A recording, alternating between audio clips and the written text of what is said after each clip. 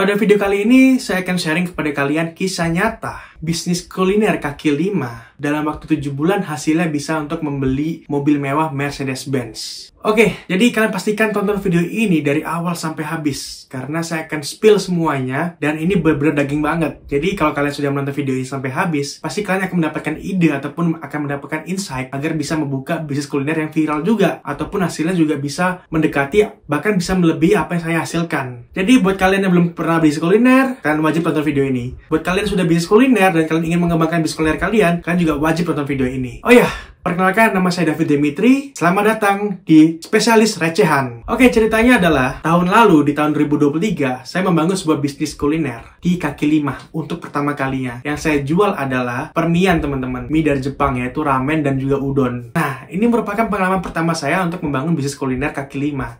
Sebelumnya saya membuka bisnis kuliner itu di food court, lalu naik menjadi kios. Habis dari kios naik menjadi ruko 3 lantai dan punya rooftop. Itu semua bangkrut, teman-teman. Lalu naik lagi, pindah Jakarta, saya bikin lagi bisnis di kontainer. Itu semua sudah saya lalui. Kenapa bisa bangkrut? Karena PPKM darurat, teman-teman. Sehingga ketika para customer nggak bisa keluar, saya operasional harus terus berjalan. Sehingga ketika operasional sudah habis, memakai dana pribadi, alhasil saya harus menutup itu bisnis. Jadi itu bisnis bangkrut karena keadaan, yaitu karena PPKM atau karena pandemi. Nggak pernah menyerah. Ketika saya pernah gagal di bisnis kuliner berkali-kali, saya mencoba lagi, teman-teman. Tapi kali ini dengan cara yang berbeda, yaitu dengan bisnis kaki lima. Kenapa kaki lima? Kaki lima itu benefitnya sangat baik banget, teman-teman. Oke, jadi membuka bisnis kaki lima itu benefitnya baik banget, teman-teman.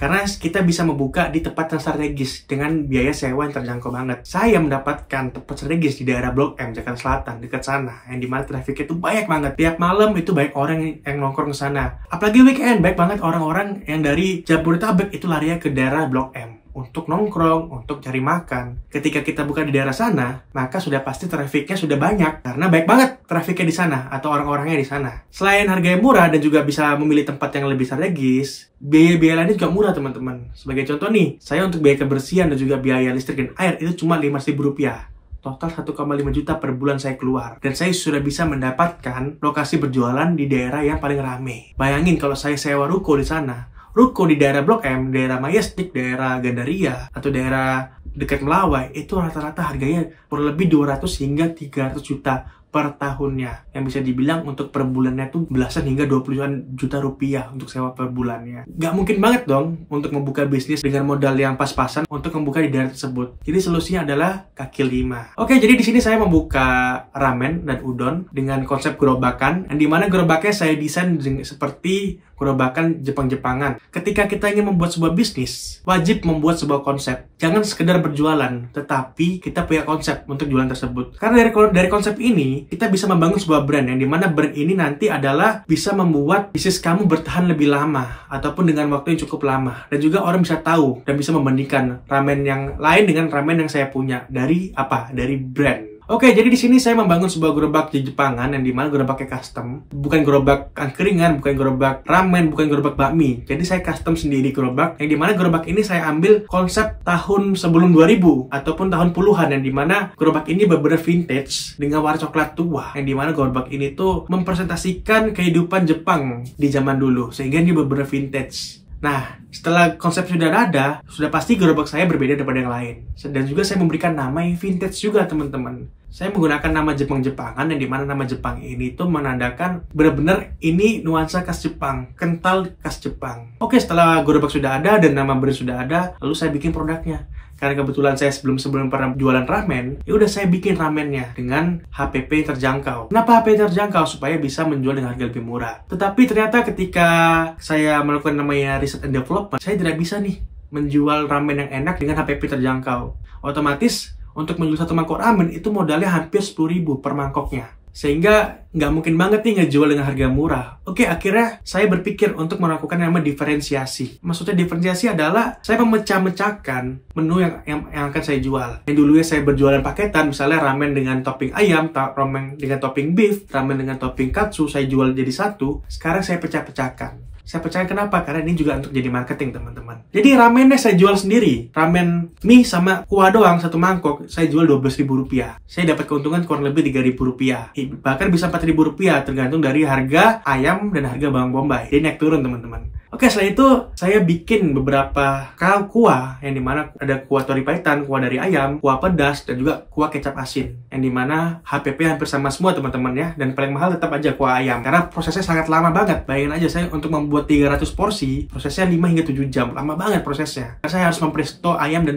tulang ayam. Oke, setelah itu saya nambah add-on atau side dish, yaitu menu-menu topping seperti topping chicken katsu, chicken karage, steak, beef katsu, dan juga beef teriyaki. Dan masih banyak lagi seperti telur tamago, ada ebi tempura. Jadi di sini saya memiliki belasan side dish yang harga side dish ini bisa dibilang 2 bahkan hingga 3 kali lipat dari harga modal atau dari harga HPP. Misalnya ini HPP 3.000, saya bisa menjual side dish itu hingga Rp10.000. Jadi ketika orang menganggap ramen itu murah, dia beli ramennya. Tetapi nggak mungkin dong makan ramen cuma polosan. Pasti dia beli dong toppingnya. Dia beli toppingnya. Dan cukup 1 doang toppingnya. Pasti dia minimal beli 2. Dan ketika dia beli topping, keuntungan yang saya dapatkan itu sangat baik banget teman-teman. Oke, setelah itu saya berikan benefit lagi di bisnis saya nanti. Saya berikan yang namanya Teocha. Teocha sekali bayar Rp5.000 tapi bisa ambil sepuasnya. Jadi di sini fokusnya adalah orang tahu nih minumnya murah di gerobak saya dan bisa ambil sepuasnya. Dan dia juga tahu kalau ramennya juga murah. Cuma 12.000 per mangkok. Dan juga dia tahu baik banget topping-topping yang ada di sana, sehingga ketika dia beli ramen, dia bisa membeli topping apa yang dia mau. Sehingga dari sini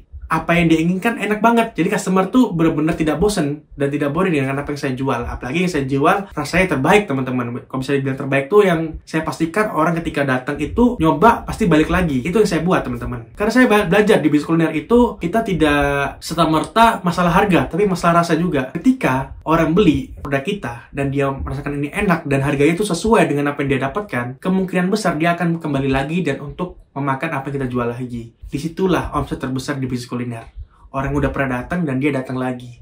Tidak mengandalkan orang baru, tetapi pelanggan tetap. Jadi untuk mendapatkan pelanggan tetap, udah pasti rasa harus enak teman-teman. Dan juga kita harus punya konsep supaya orang ingin mencoba apa yang kita punya. Oke, setelah saya sudah punya konsep, sudah saya branding, sudah saya kemas. Jadi seperti cakep lah. Saya mulai training beberapa karyawan. Kenapa nggak saya sendiri? Karena saya sudah punya pengalaman di bisnis kuliner. Dan saya fokusnya hanya untuk mengembangkan. Sehingga untuk menjalankannya, saya mempercayakan kepada karyawan yang sudah saya latih teman-teman. Jadi itu benar-benar terkonsep teman-teman ya. Oke, setelah sudah ada karyawan, sudah ada tempat jualan, sudah ada jualannya, sudah ada produknya. Lalu apa yang saya lanjutkan? Yaitu marketing. Di sini saya tidak menggunakan marketing yang berbayar karena itu modalnya murah banget teman-teman, nggak sampai 10 juta. Total semua saya keluarkan itu nggak sampai 10 juta. Uang sewa aja cuma 1,5 juta, gerobak custom 3 juta, peralatan dan lain-lain kurang lebih 4 juta. Sisanya bahan baku.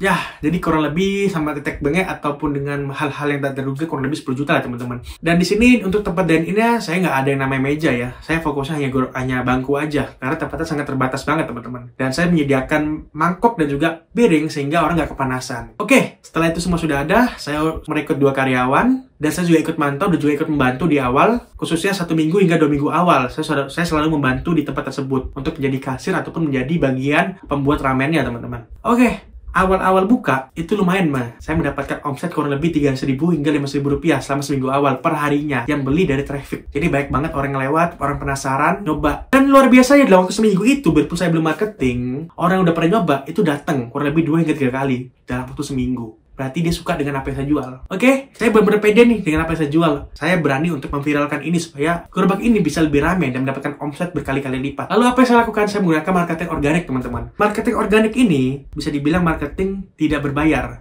Dan saya tidak mempunyai media sosial khusus di brand ini. Bayangin aja. Marketingnya gimana kalau nggak punya media sosial? Simpel teman-teman. Saat ini pengguna media sosial itu sangat tinggi banget. Dulu brand-brand di luar sana itu untuk menggunakan media sosial tuh fokusnya di akun pribadi itu baik banget teman-teman. Tetapi zaman sekarang orang udah boring. Saya pelajarin. Orang lebih percaya sama 5 orang yang mereview makanan kita daripada 1 orang yang review makanan kita. 1 orang itu yaitu akun kita sendiri ya. Kalau kita membuat video keren ataupun video yang bisa membuat viral di media sosial kita sendiri, itu belum tentu orang tertarik untuk ke sana. Tetapi orang lebih tertarik kalau baik orang yang menceritakan produk kita. Apalagi kita bisa briefing orang itu agar orang mau datang ke tempat kita. Oke, sampai sini paham ya? Jadi apa yang harus dilakukan adalah mengundang banyak orang untuk datang ke kedai saya untuk mereview ramen yang saya jual. Tetapi ini kan organik bang. Kok bisa mengundang banyak orang?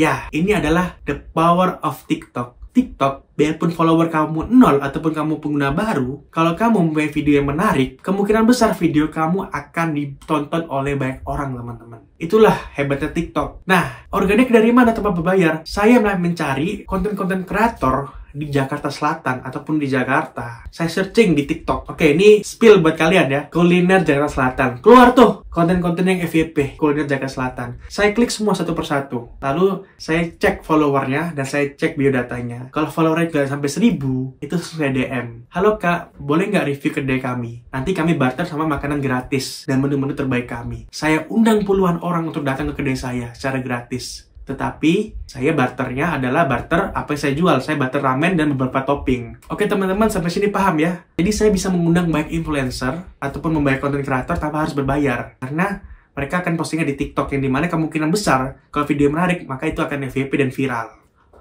Oke? Ada juga nih beberapa kreator yang followernya kurang lebih 5.000 sampai 10.000, dia minta uang transport. Itu macam-macam, ada yang minta 50.000, ada yang minta 150.000, tergantung negosiasi. Tetapi saya tidak membayar untuk jasa dia membuat video atau membuat postingan di akun dia. Datang tuh. Beberapa hari kemudian setelah mereka datang, 1 mulai diupload, 2 mulai diupload, 3 mulai diupload. Video keempat FYP. Ada yang FYP. Viewernya dalam waktu sehari bisa mencapai 170.000 viewer. Besoknya itu ramen langsung antri karena orang penasaran, karena harganya murah teman-teman, dan rasanya luar biasa. Baik orang yang balik lagi. Sampai sini paham ya teman-teman? Marketing yang saya lakukan adalah memanggil micro influencer atau micro content creator. Content creator kecil-kecilan yang dimana mereka bisa dibayar dengan barteran produk yang kita jual. Ataupun kita bisa memberikan yang namanya uang transport buat dia kalau misalnya dia jauh. Ataupun kalau misalnya dia minta. Ingat, ketika produknya udah ada, brandnya udah ada, cara meramaikannya adalah dengan cara mengundang konten kreator. Lalu saya briefing mereka satu persatu. Tidak sekedar mengundang, tapi saya memberikan briefing supaya kontennya lebih menarik lagi. Nah, untuk briefingnya itu bermacam-macam teman-teman ya, tergantung kondisional ya. Karena briefing ini berupa yang namanya scene-scene videonya, hook 3 detik awalnya, dan juga yang bisa dibilang ini, briefing ini adalah narasi yang saya berikan kepada mereka supaya ketika mereka upload video tersebut tuh membuat orang tuh tertarik untuk datang kepada apa yang kita jual. Itu saya berikan briefing khusus seperti itu teman-teman. Minggu depannya, karena rame, karena viral, per hari saya bisa mendapatkan omset minimal 4 juta rupiah. Bayangin aja, 4 juta rupiah. Satu orang bisa habis 50.000. Ngambil ramen, 2 piring, 24.000. Sisanya topping 2 hingga 3 topping. Karena ramennya cuma kecil banget teman-teman ya. Kenapa itu harga bisa murah? Karena kayak handmade dan juga mie-nya juga handmade, sehingga rasanya benar-benar seperti yang ada di restoran. Ramen 12.000 tapi rasanya seperti ramen 50.000-an yang ada di restoran atau di mall. Itulah yang saya buat. Dan orang balik lagi. Bayangin aja, omset 5 juta rupiah. Dengan kurang lebih, marginnya kurang lebih saya mendapatkan keuntungan bersih 25 hingga 30%. Tergantung kasus-kasus tertentu ya. Maksudnya kasus tertentu tuh ada yang namanya waste, ada yang namanya busuk, ada yang namanya harus ganti peralatan yang harus dibeli.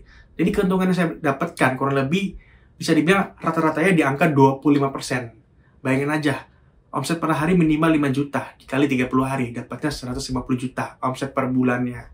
Untuk bersihnya, kurang lebih saya bisa mendapatkan 20 hingga 30 juta rupiah dalam waktu 1 bulan. Uang bersih. Dan luar biasa karena orangnya pada suka, trennya tuh sangat panjang banget.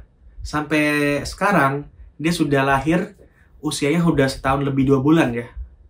Maka dari itu, dalam waktu 7 bulan, yang saya kumpulkan bisa membeli untuk mobil Mercedes-Benz. Dan sini paham ya teman-teman ya. Jadi, caranya seperti itu teman-teman. Kalian ciptakan dulu produknya. Kalian pengen produk apa yang kalian jual. Kalian pengen jual nasi, pengen jual mie, itu bisa kalian ciptakan dulu. Lalu kalian konsep dengan branding yang sangat bagus. Lalu kalian melakukan namanya micro marketing. Atau marketing dengan mencari mikro-mikro influencer ataupun mikro-mikro content creator.